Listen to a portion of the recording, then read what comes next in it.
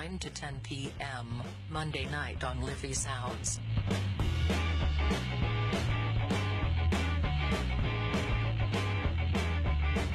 The World You Don't Know.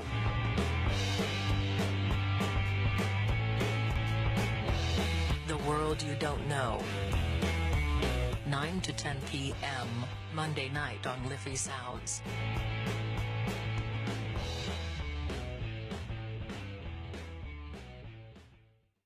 Now, good evening, ladies and gentlemen. You're very welcome along to this Monday edition of The World You Don't Know with myself, Mick O'Connell. The show that's all about conspiracies and the kind of information you won't get in the mainstream media. Now, tonight, for anyone that's been following the Facebook page, The World You Don't Know, you'll know exactly what I'm going to be talking about tonight. Excuse me. I've got a bit of a weird show on tonight, I have to say. And I've got two guests coming on. I'm just getting Skype set up now, and I'm going to call them in now in a couple of minutes. We've got Alan and Steve from Open Your Mind Radio. They've and they're there as well. Steve's not there, but Alan is. So I'm going to call Alan in now, and I'm going to have him on. I think Steve can come in. Alan will get him in anyway once I get Alan in.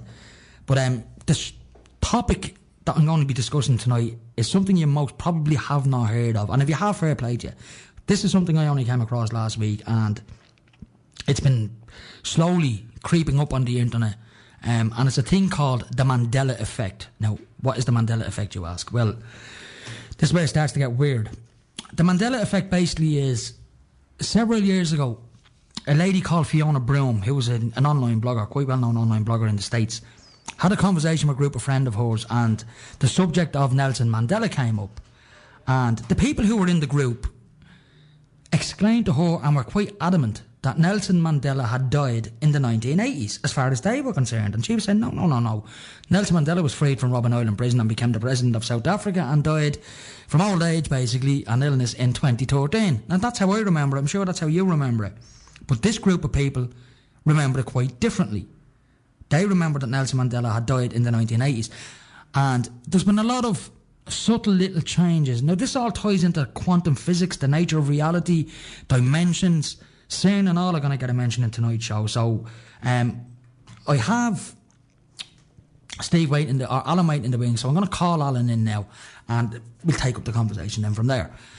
It's going to be a weird conversation. So, whatever you hear on the show tonight, don't believe a word I say. Seriously, don't. This could be just a massive, gigantic internet hoax. Do I think it is? I don't know. I'm on the fence. And that's the truth. I'm on the fence about this because it's a weird subject. It sort of ties in with the flat earth and all that sort of stuff. Very strange stuff going on. Anyway, Alan is waiting in the wings. So I'm going to go straight to Alan anyway. Good evening, Alan. Good evening, Mick. How are you doing? I'm great. And you're very welcome to the World You Don't Know show. Thanks very much for joining me. Cheers. Thanks for having us on. Now, I don't think... Is Steve with you now? No, right. Steve at the moment. I know he was late getting out of work today. He's probably quite tired. But he might jump on later on. Right, or he could be in another dimension doing other things. So we'll just leave That's it exactly that. Right. Now, as I just explained to the listeners there, the Mandela Effect. I'm sure. Yeah. Are you aware of it all? I am indeed. Yeah. Right. So what do you think? Do you think it's a giant internet hoax, or do you think there's something funny going on? Well, like everything, we should always examine the facts and have a look at what people are saying about it and do the research. And I've had a look at this. And for people who don't know what the Mandela Effect is, it's basically something that you know is factual that has changed. Now, what we mean by that is they call it the Mandela Effect because there's a group of people who remember Nelson Mandela dying in prison in the 1980s. Yeah. But if you look at the recent news, Nelson Mandela died in 2013. Exactly, and that's how I remember it. That's how I remember. But there's people who believe and who remember, and this is factual. It's just a fact that remember him dying in prison. So what's happened is a lot of people start investigating other things that's happened. And they've come up with certain things. And, I'm going to throw a few things at you, Mick. Yep. And you tell me what you feel the answer is. And your listeners can actually play along with this as well. And you can text in, listeners. If anyone wants to text in with whatever they want to contribute, the text number is 087 062 7138. 087 062 7138. Now, you can text in if you have a if whatever Al says to me, if you've got an answer for that question, text it in and we'll see what the listeners are saying as well, see how they remember things. So go ahead, Al. Okay, so this doesn't just affect the likes of movies and stuff like that. Basically, the Mandela Effect is a term which has been coined by people. Fiona Broom, I believe, is the one who coined the term. She's the one who asked this group of people about Nelson Mandela. She was talking to them about other things, but his name just happened to come up, and that's exactly. Well, that was a good example. So it's about misremembering the same detail, event, or physicality. Yes. So okay, let's take an example of a few of them. Okay, now in the Hollywood movie Snow White, the evil queen goes up to the mirror and says something to the mirror. Do you know what she says? Well, as far as my childhood is concerned, and I've seen the movie, or I'm sure I read the book as a child, it's mirror, mirror on the wall, who's the fairest of them all? Okay, well, if you go and look at the movie, it'll actually say magic mirror on the wall. Yeah, and that's not how I remember it. That's exactly it. Everybody remembers it as mirror, mirror on the wall. Yeah. Right. Okay. Let's have a look at another movie. Right. We're using movies as examples, but I've got a couple of other things now that I've discovered myself, and I'll throw them at you now in a few minutes and see what of course. Reply is. Okay. The next one is the movie Forrest Gump. Right. And Forrest Gump is sitting on the bench, and he has his box of chocolates, and he says the famous quote. Tell me what it is, Mick. My mama says life is like a box of chocolates. Right. You never know what you're going to get. That's right. Well, if you look at the movie, it says life was like a box of chocolates. Which doesn't make sense. It doesn't make sense. It doesn't feel right. It doesn't roll off the tongue properly.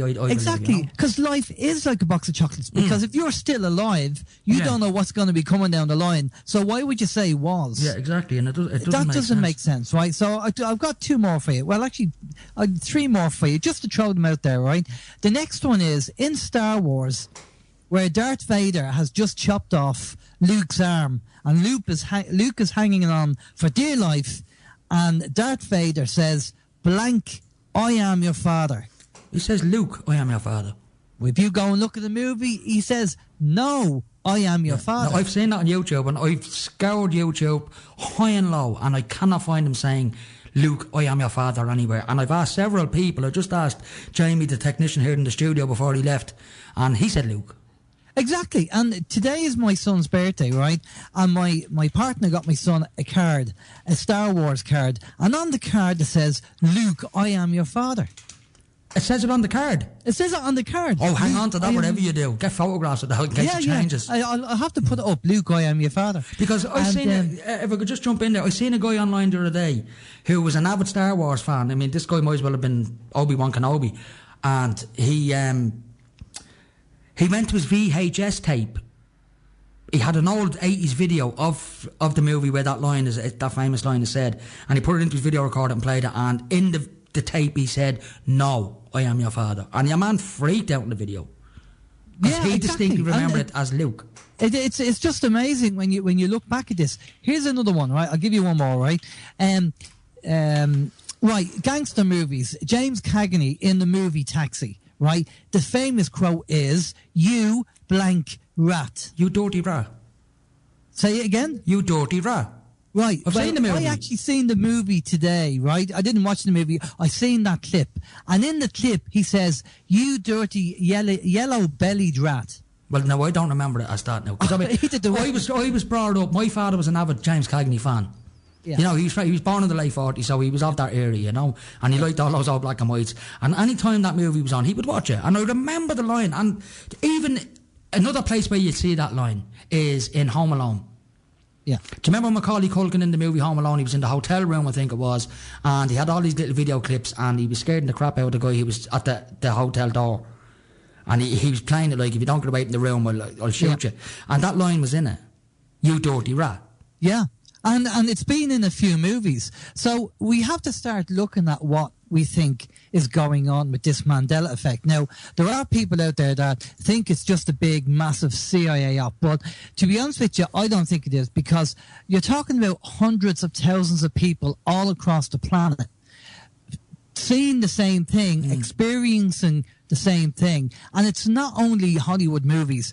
It's actually got to do with land masses as well. Now, come on, go ahead. Keep on. I was just going to say, so South America doesn't seem to be it should be South America because it's South America. It's south of America. But if you look at the map, it's more got to do it's more on the west than it is on the east. No, it's more east now than it is sorry, west. it's more east than west. If you look at Australia, Papua New Guinea is really, really close to Australia. Now, I don't remember Papua New Guinea being so close to Australia. No, I know Papua Guinea is probably hundreds, if not 1,000 miles away from it, maybe. It's out in the Indian Ocean.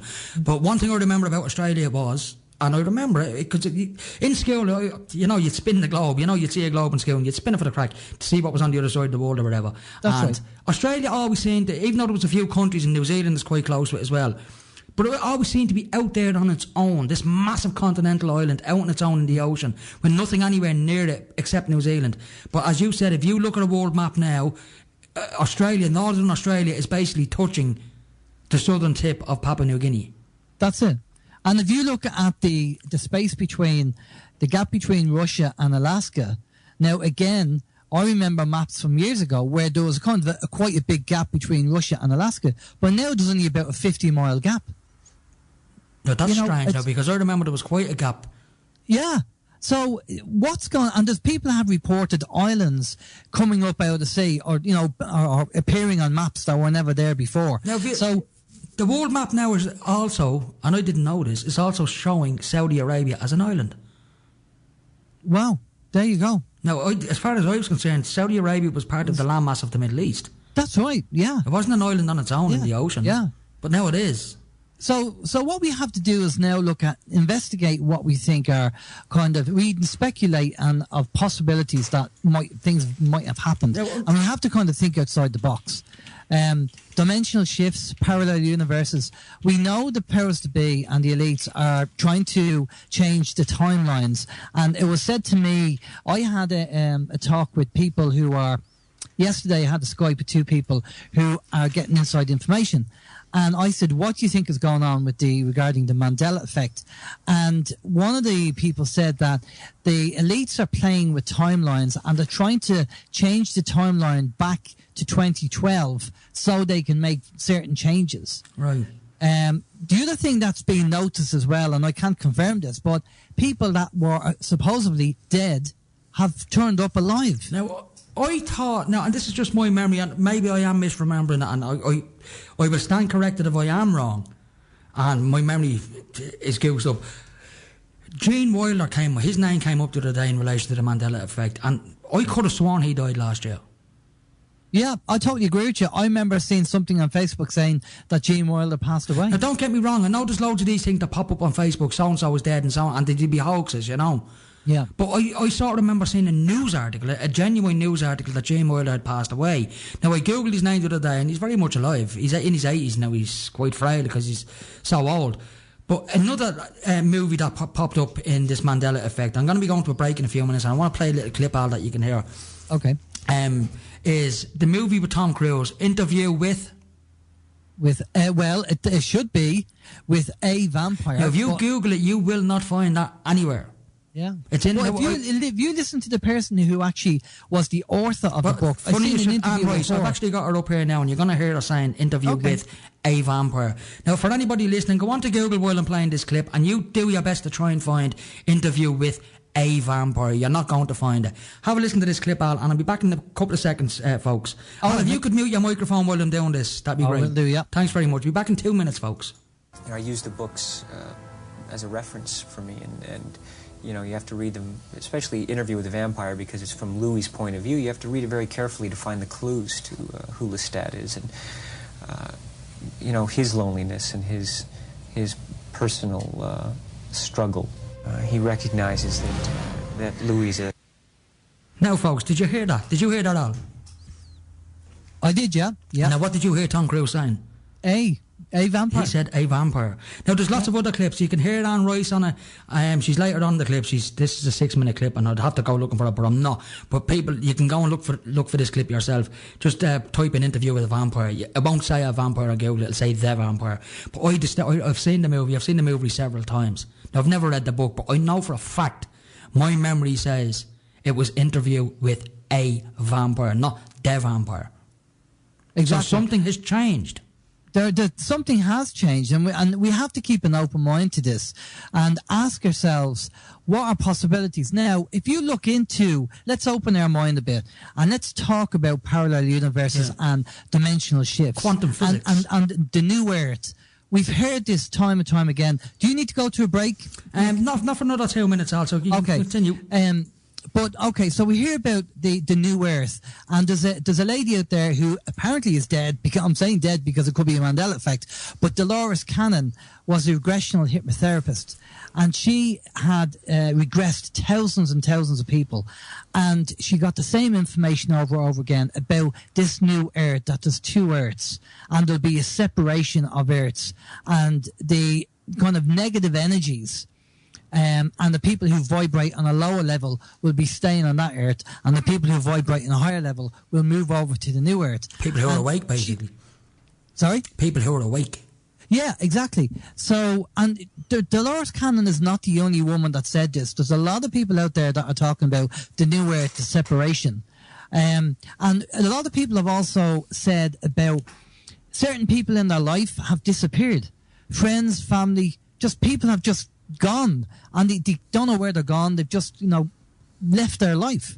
And you have to ask yourself the question, why is that? Why have certain people that you have known for a long time and you've seen for a long time all of a sudden gone? Now, one thing I've noticed in this country especially, I don't know about any other country in the world because I don't live in any other country in the world, but one thing I've noticed in this country, especially over the last 2 years, since 2012, and probably before that, an awful lot of people are going missing.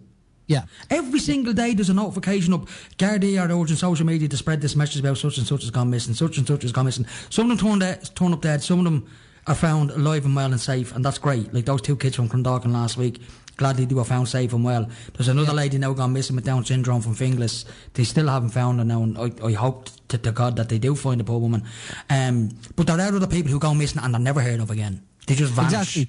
Well, you know about the people in the national parks in America that go missing? In Yosemite Park and stuff like that. I've heard about that, yeah. Yeah, so a lot of them. Also, there's another report, I don't know how true it is, that 10,000 immigrants went missing when they were on their way, obviously, over to Europe. And they don't know where they're gone. Well, that's a bit strange. Listen, I'm going to go to a break, all right, and I've got another clip. I want to play a guy when I come back. I just want you to hear something that he has to say. And this is a clip from the 1970s, folks, from a science fiction writer called Philip K. Dick.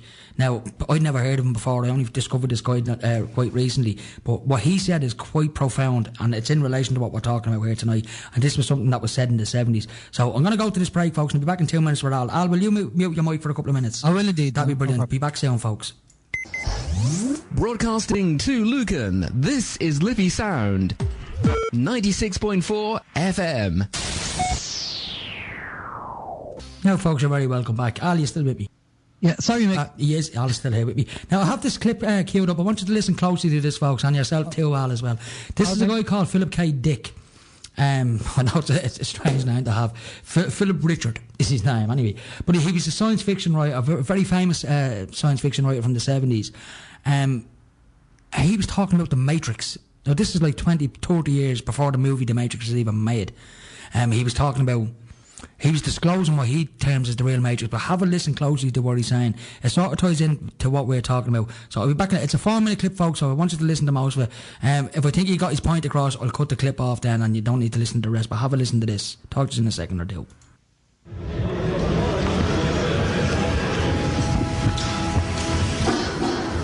It's okay. It's okay. The subject of this speech is a topic which has been discovered recently and which may not exist at all. I may be talking about something that does not exist. Therefore, I'm free to say everything or nothing. I, in my stories and novels, often write about counterfeit worlds, semi-real worlds, as well as deranged private worlds, inhabited often by just one person, while meantime the other characters either remain in their own worlds throughout or are somehow drawn into one of the peculiar ones. This theme occurs in the corpus of my 27 years of writing. At no time did I have a theoretical or conscious explanation for my preoccupation with these pluriform pseudo-worlds, but now I think I understand. What I was sensing was the manifold of partially actualized realities lying tangent to what evidently is the most actualized one, the one which the majority of us, by consensus gentium, agree on. Later that day, back home again, but still deeply under the influence of the sodium pentothal, I had a short, acute flash of recovered memory. Then, in mid-March, a month later, the total body of memories, intact and entire, began to return. You are free to believe me or to disbelieve, but please take my word on it that I am not joking. This is very serious, a matter of importance. At that time, I had no idea what I was seeing. It resembled nothing that I had ever heard described. It resembled plasmic energy. It had colors. It moved fast. It collected and then dispersed. But what it was, what he was, I am not sure even now. In other words, it's a common theme in my writing that a dark-haired girl shows up at the door of the protagonist and tells him that his world is delusional, that there's something false about it. Well, this did finally happen to me. I even knew that her hair would be black. I had an actual complete sense of what she would look like and what she would say. Now, folks, I'm going to cut that clip there. Are you still with me? I am indeed. Now, did you hear what he was saying there? You did? I did, yeah. Right. Basically what he's saying is, in his novels, he was writing stories in his novels, and a month after he'd finished writing what he was writing, he was describing this black-haired girl. She turned up at his door. Okay. Do you get what he's saying? So basically what he was saying in that clip was, he was trying to basically say the Matrix is real. Now, MIT, the Massachusetts Institute of Technology, and Bell Laboratories, and a couple of other, physicist-type laboratories in America, including CERN as well, a lot of quantum physicists are now saying that the universe we live in is more than likely, because basically what they've discovered is, you know about string theory? Well, I've heard about it. You've heard about string theory. But when they're trying to describe string theory, what they're saying is the mathematic equations used to describe what they're saying it's got a code in it. And he said this code is embedded throughout the universe. And he said there's no way can this code be random. It's got to be, someone has to think of this code. Are you talking about the Fibonacci sequence? Well, that as well. I suppose that would tie into it as well. But he's saying that the universe is mathematical, and there's no way that can that be random. It's the thought would have had to enter into it. Like for instance, no code has ever come into human existence without someone sitting down and writing it. It's impossible. Codes don't happen randomly. Okay. Well, Elon Musk, the billionaire. I was going to mention him as well. Yeah, well, he's been coming out and talking about a holographic world that we're in, that we actually are in a simulation, a matrix. The universe that we live in is basically it's a historical simulation by extremely advanced, probably billions of years advanced compared to us. Humans it's ourselves basically, but what they're doing is they're running historical simulations, and we're in one of them. Yeah. Well, I mean, you really have to push the boat out on this, and have an open mind and do the research on it. But quantum physics, since we start kind of getting involved with quantum physics, it's starting to explain an awful lot of things that we didn't know previous. Right. And about the multi-dimensional, multi-parallel universes, and that would probably tie into that as well. Now, I've just got a text off Ray Moore over in the UK. How are you, Ray? He sent in a text here, and he says, Philip K. Dick wrote Blade Runner, so we all know Blade Runner, but the book that Blade Runner was based on was originally called Do Androids Dream of Electric Sheep? Now, he reckons he was pretty off the wall, all sorts of mental problems. But had he got mental problems? I don't think he did. I think, people back in the 70s looking at Philip K. Dick coming out with this stuff, of course they're going to say he's insane.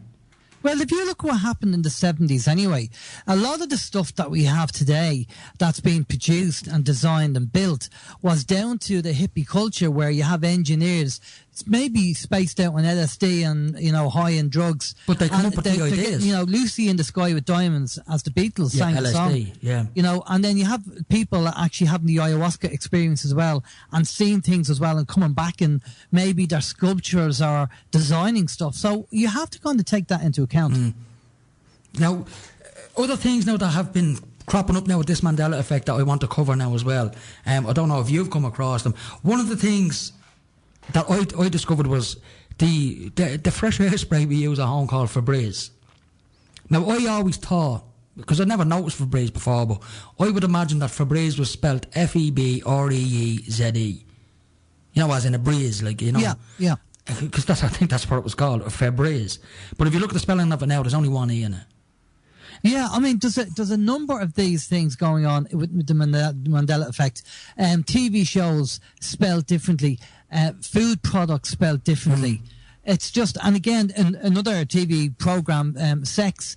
Everybody thinks it's sex in the city. Well, that's how I look remember at it. It's sex and the city. Which doesn't make sense. I mean, sex and the city. It's not logical. It doesn't make sense. You know, sex in the city. You know, it's based in New York, so it's, you know, rich people in New York jumping in and out of each other's beds. That's the premise of the bloody program, isn't it?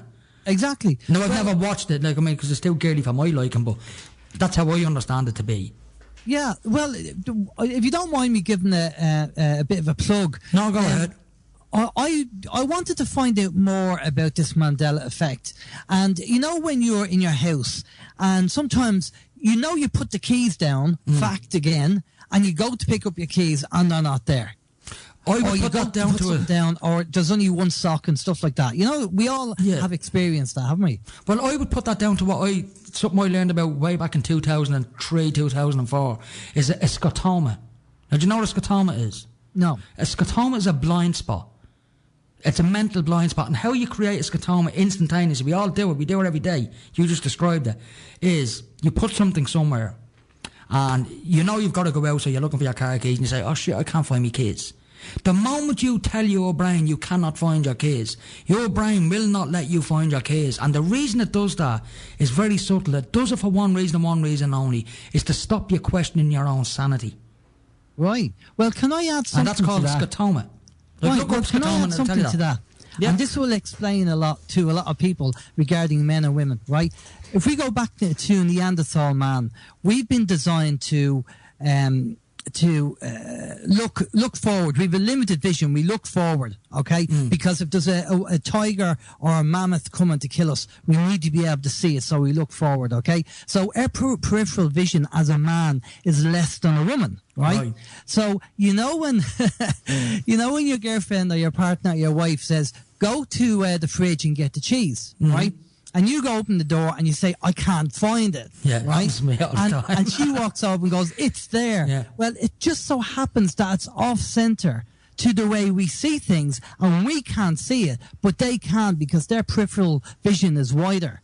Right. So that's something that's in us, genetic, right, from Neanderthal man days. So, you know, in future when people say, you know, can you not see it? Well, actually, it's our makeup. It's the way men are compared to women. So, ladies, the next time your man says, you know, I can't see it, you know, there's a reason why he can't see it. Give us a break.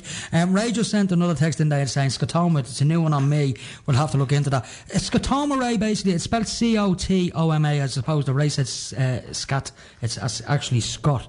Scotoma. And as I said, it's a blind spot. And we all do it. It's something I've been aware of for a long, long time. That's why I very rarely tell myself I've lost something, because I know exactly where that's going to lead.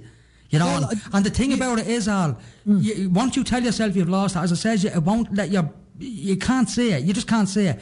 And when you do find it, it's exactly where you left it. Yeah. And it's usually looking at you. Unless you have a poltergeist or something in there in your house that's causing it. But I'll tell you why I was going to give it a quick plug, because I wanted to find out more about this on the Mandela Effect. Right. So we contacted a lady called, and you can check her out on the internet, called Cynthia Sue Larson. Right. And Cynthia Sue Larson has written a few books, and one of them is called Reality Shifts. And she talks about, issues where, number one, the Mandela effect, and, us not being able to find our keys and all this kind of stuff. So she might go into this subject matter, but she's going to go into it in a bit more detail. So if people are kind of interested in that, she's going to be on in a few weeks' time. Cool. I'll plug you for that. And that might be interesting for people to find out, to get kind of, I think she's an MBA, and she's done massive research, as I say. Right. She's an author, a load of and it books will complement what we're talking about. Exactly, well. and I just wanted to kind of know about it because I'm fascinated by things like this. Anyway, I mean, I'm interested in psychology and I've been involved in it since 1986. But as you say, when you start looking into the science of things, and you did your research on that, Mick, and that's interesting. That and sometimes the power of the mind, everything that's being created has to be created in the mind first. Well, Albert Einstein says nothing can come into existence without imagination entering into it. Exactly. Everything that exists comes from imagination. Everything, all inventions, the whole lot.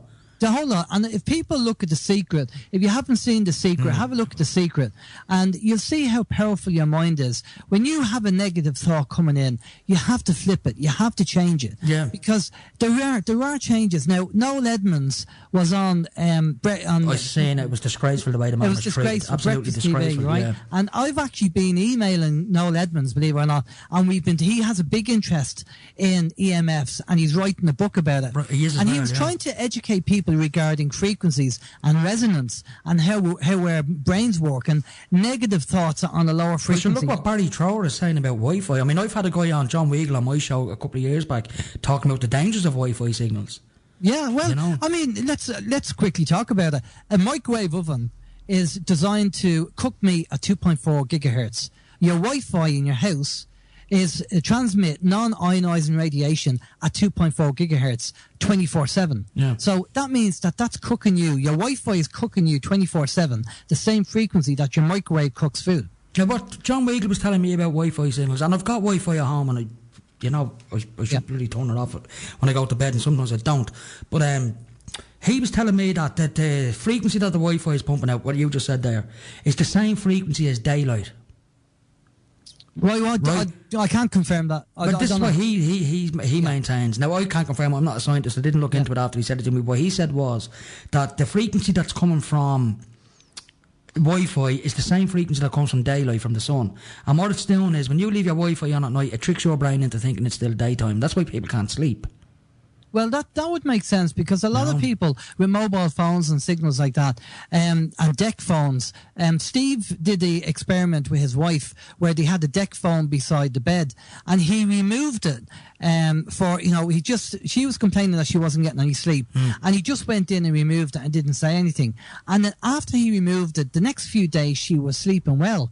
And then she said, "Oh, it's very strange. The last few nights I've been sleeping well." And then Steve said, "Well, do you know what I've done?" And she said, "No." And he said, "Well, I took the deck phone away from the side of your bed." See, I mean, they are transmitting, and we're electric beings anyway, and yet we're living in this electronic soup, so it can't be good for you. It really can't. No, well, it's unnatural. It's not. It wasn't something that you'd find in nature. That's the trouble. And anything over 300 megahertz is classed as microwave, as Barry Trower has confirmed, like on our show. He's done the research on it, and which is quite interesting. That, but we're trying to educate people towards this and tell them about it. Now, what I'm trying to do for you, Mick, is while we're talking here, I'm going to play you. People don't realise that they're being affected by Wi-Fi 24/7. You cannot hear it. Okay, so you don't know that this is actually hitting you 24/7. I'm going to play you what Wi-Fi sounds like when you have it on in your house. Right. Just bear with me there. Okay, go ahead. Play this.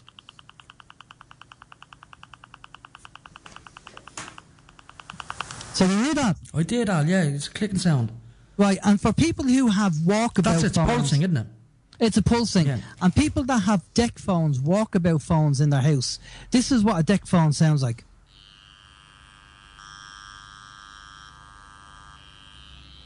Sounds like someone getting a haircut.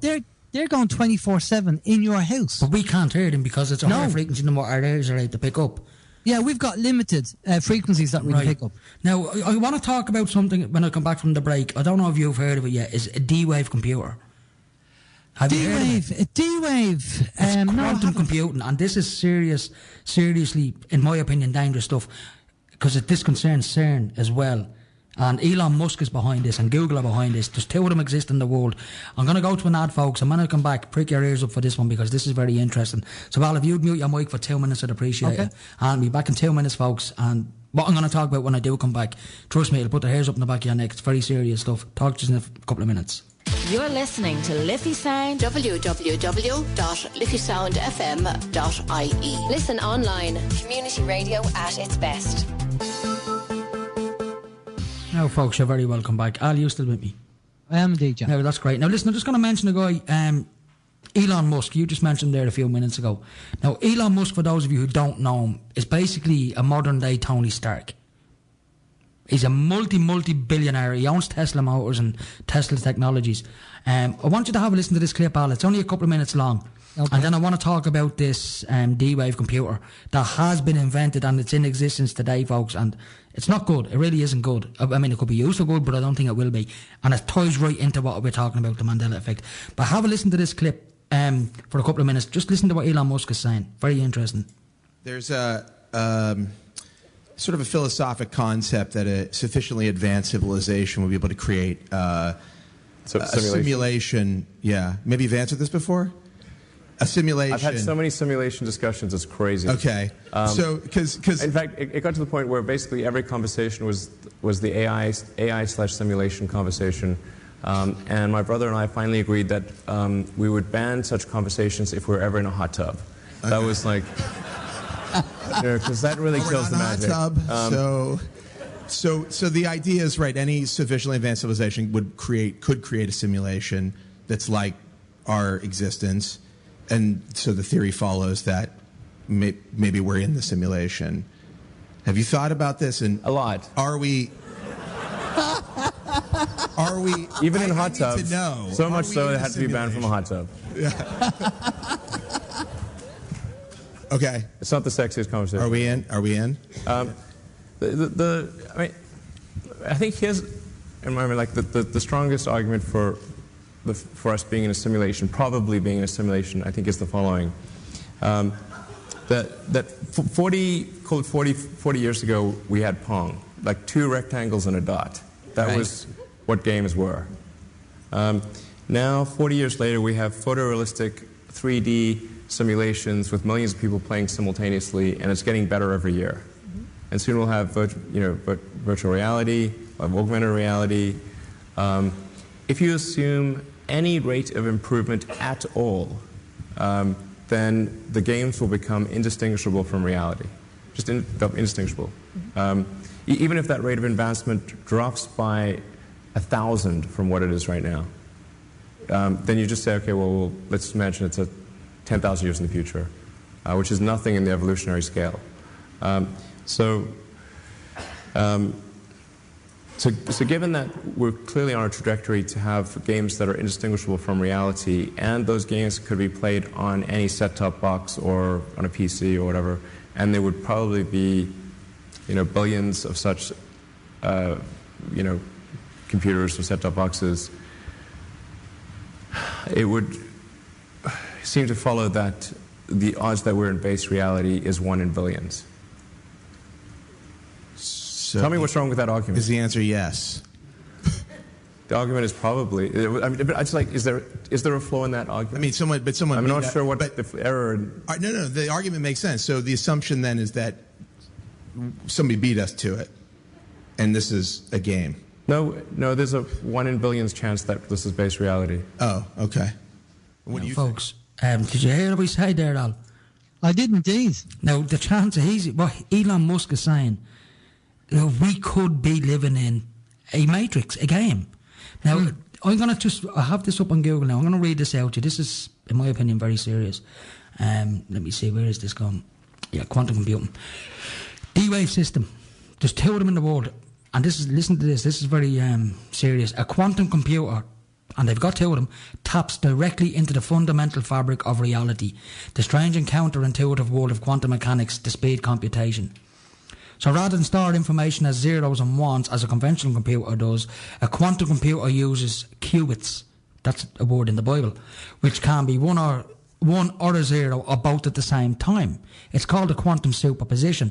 Now, I was listening to a guy the other day. He was talking about the Mandela Effect and this D-Wave computer. He was linking the two.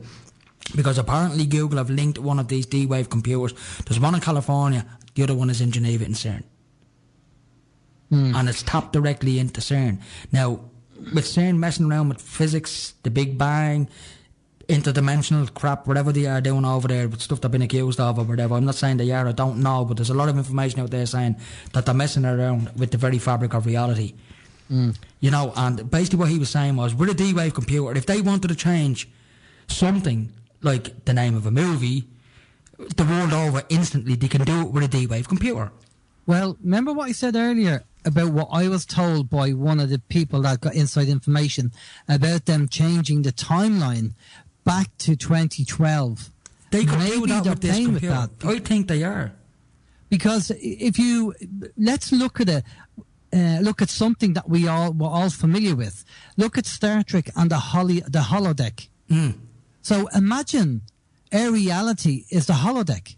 Yeah, I mean, I remember when I was a big Star Trek buff. I loved it. I mean, I've seen every single episode ever made. I've seen all the movies, you know. And I'm not a nerd. I just like the science that Star Trek spoke of, you know. And I always had an interest in it, particularly the physics side of things. And I've always, when I was watching Star Trek, I always imagined walking into O'Connell Street, like somewhere like Dr. Quake's, and there being a holodeck in there, and going in and creating a gangster flick or something and being the central character, you know what I mean? You know, you fantasize about things like that, and that'd be a great thing to be able to do. Well, there's the thing, Mick, and that's very, very important about having an open mind. Oh, well, I whether you can do it or not is irrelevant. But if you have the ability to have an open mind to do the what if this is real, that keeps your mind active. That keeps your thought process thinking. You know, time travel, we talk about it. Is it possible? Well, I've never seen it myself, but I've heard about it. But I like contemplating the fact that it might be possible. Well, and if it is possible, what would you do if you could do it? So this D-Wave computer, if they're changing about reality and looking at things about, then maybe that's what's going on. And maybe, I think that's a good point, maybe that could be the cause of the Mandela Effect, or one reason anyway. Well, I think it could be. Now, I've got one more question. I said to you earlier on that I discovered something only yesterday that you might not know about, and this ties right in with the Mandela Effect, right? Now, we've seen the movie The Da Vinci Code. Yeah. We've read the book. Well, it's in the movie. Right, we've seen the movie. The movie's pretty much the same as what's in the book. There's not much of a difference anyway, right? Now, we're all Catholics in this country, allegedly, right? I don't get mass. I'm not interested in religion whatsoever. But we were always brought up, and I was always told, and I've always believed, that Mary Magdalene, as far as the Catholic Church is concerned, was a prostitute. That's what we were told, yeah. Right, now, Google it. If you Google it, she's a saint. Yeah. And our Saint's Day is the 22nd of July. Yeah. Now, I don't get that. I've always assumed that Mary Magdalene... I'm going to read out what it says on Wikipedia here now. I'm going straight into it. And I'll read exactly what it says on Wikipedia. Because I went looking for it yesterday and I was quite shocked. Right? Yeah. It says, here it is now. Mary Magdalene is considered to be a saint by the Catholic, Eastern Orthodox, Anglican and Lutheran churches, with a feast day of July the 22nd. Now, I have never ever known the 22nd of July to be St. Mary Magdalene Day. Like St. Patrick's Day, St. George's Day, wherever. Never heard of it. So, has something been changed? I mean, as far as Wikipedia is concerned, Mary Magdalene is a saint and has been revered in the Catholic Church for thousands of years. And as far as I'm concerned, my memory tells me that Mary Magdalene, as far as the Catholic Church and the Vatican are concerned, was a prostitute. They've never had a good word to say about the woman. Yeah, but the thing is, Mick, is that the whole kind of... The Catholic religion was a cult until the emperor... I forget his name now. His mother was a sympathiser to the Catholic religion. And one of the emperors... It'll come to me. And basically, he needed them on his side. So he allowed them to practice the religion. But there were so many different versions of it. They had the meeting of Nicaea, and they all came together, and they decided on a guidebook, or one book between them all. And this was apparently the Bible. But this is why there's so many discrepancies in the Bible, because everybody put their own little bit in without being consistent with somebody else's story. And that's why I think there's a 1,000 discrepancies in the Bible because of all this wrong information. And there's some parts of the Bibles that are in the Vatican which you'll never see. Now, there's other things that the Mandela Effect is saying that's changing, particularly with the Bible, right? How I remember the Bible is one of the the Lord's Prayer, for example. Our Father who art in heaven, hallowed be thy name. Thy kingdom come. Thy will be done on earth as it is in heaven. Give us this day our daily bread, and forgive us our trespasses, as we forgive those who trespass against us. Well, if you go on to Google, there's another version of it now, where it doesn't say forgive us our trespasses. It says forgive us our debts, as we forgive our debtors. Now, I've never heard of that. I've never heard of that version before, ever. Yeah, I've heard of that version. That was Emperor Constantine, by the way. Right. I have heard of that version, but see, again, it could be a denomination of the Catholic religion or some Catholic version that would use that rather than the one that we would use as a Catholic. Because, so there's so many, in America, if you go through the Bible Belt, there's so many different variations of what they believe the religion is and what the Catholic side is, the Christian side. So, take your pick. Yeah. It's strange, all right. Now, another Mandela Effect I'll throw at you now is Pete Townsend from The Who. How would you spell his surname?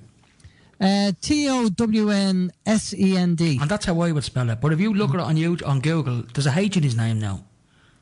No, that's wrong. Well, I'll get it up right now. If you have a PC in front of you, type in Pete Townsend. It's Townshend, so it's now Townsend. Yeah. It doesn't make sense to me. I always, just from memory, and it could be misremembering, I don't know. Ray Moore, you might want to wade in here because you're a lot older than I am. A year or two older, Ray. But you probably remember The Who. How would you spell Pete Townsend's name? Maybe you could send me in a text there on Skype. But I always thought that it was Townssend, not Hend. But here's the thing, Mick, you have to ask yourself. All the things that we're talking about are quite trivial. Why would they be changed? Why would they, if they're playing around with the D-Wave computer and changing these things, they're not going to make much of a difference to humanity or people in general. So why would they be playing around with them? But here's the argument for the Mandela Effect. Like, in this reality, on this timeline, Pete Townsend most likely does spell his name with a H, and on the timeline that we know we came from, if you want to look at it that way, he didn't use the H. It's a different Pete Townsend in a different reality. Because quantum physicists will tell you, the double slit experiment, for example. Yeah, I'm sure you've heard of the double slit experiment. Is that like a double blind experiment? No, it's called a double slit. It's a famous physics experiment. Basically what they did was they fired protons of light at a slit, which are physical things. It's like it's physical. It's like something solid. And Ray said it's always been Townsend. I remember remarking on that the first time I saw it back in the 60s. Okay, well, that's grand. I'm not a Who fan, so I wouldn't know. Do you know what I mean? But I assumed it would be Townsend, not Hend. But anyway, he said it's Hend, so that's good. Fair enough. There's a lot of people out there think it was End, and not Hend. But what was I talking about just before that? Before I read that? Yeah, your protons. Oh yeah, the double slit experiment. Basically, what they did was, and this is what has quantum physics stumped, is when they weren't observing the proton that was being fired, or the electron, wherever it was, it would behave like a wave. Do you know what I mean? And it would be in 2 or 3 places at the same time. But it was only then when a conscious observer looked at it, it would choose one place and go to that. Do you know what I mean? So, and basically what they're saying is, if that's the case, and this is quantum physics, like on the micro scale, if you move it up to the macro, what it's saying is that if you make a decision to go left, well, there's another you who went right. Do you know what I'm saying? Oh, yeah. I totally agree with that. That's basically what the double slit experiment is saying. That you go left, and an alternate you in an alternate universe or multiverses makes lots of other decisions. So any possible decision you could come up with in your head, whichever one you take, all those other decisions that could have been taken have been taken. Yeah, I totally agree, because that's free will. That's why your life changes on a per minute basis, because all the decisions you make every day, every minute, for every decision you make, there's an alternative decision that you made. For, like, if you're saying, I'm going to go out today, there's another version that didn't go out. Exactly. Like, it's really, really weird. But anyway, listen, Al, unfortunately, I've come to the end of the show. It's 5 to 10. Do you want to give a plug for your own website and your own show? Let people know who you are. Cheers, Mick. Thanks for having me on. Yeah, Open Your Mind Radio every Sunday, 7 o'clock to 9 o'clock. And the website is www.oymradio.com. If you want to pop over there, that's where we're going to be. And again, thanks, Mick. Thanks for having us on. Listen, Al, you're very welcome. We'll talk to you soon. And it's been a great conversation, and we'll pick it up again some other time. So, folks, that has been Alan James from Open Your Mind Radio World and OYM.com. Does a great show every Sunday night from 7 to 9 p.m. I urge you to tune in. Al, till the next time, thanks very much. Take care, Mick. Thank you. Al, take care.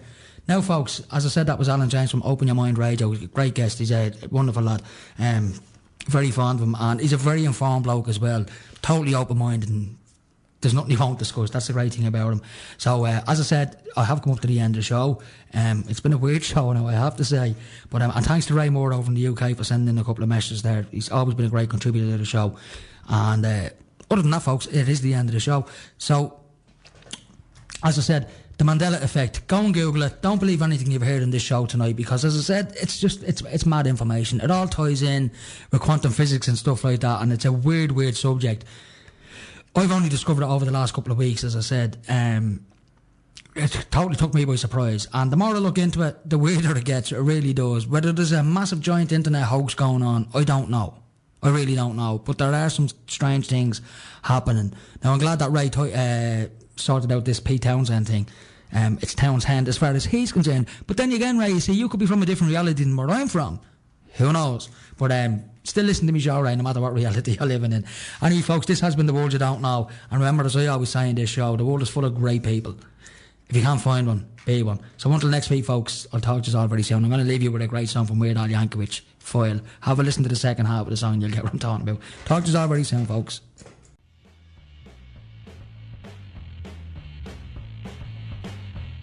To 10 p.m. Monday night on Liffey Sounds.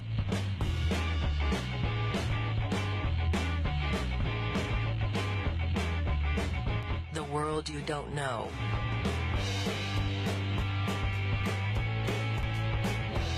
The World You Don't Know. 9 to 10 p.m. Monday night on Liffey Sounds.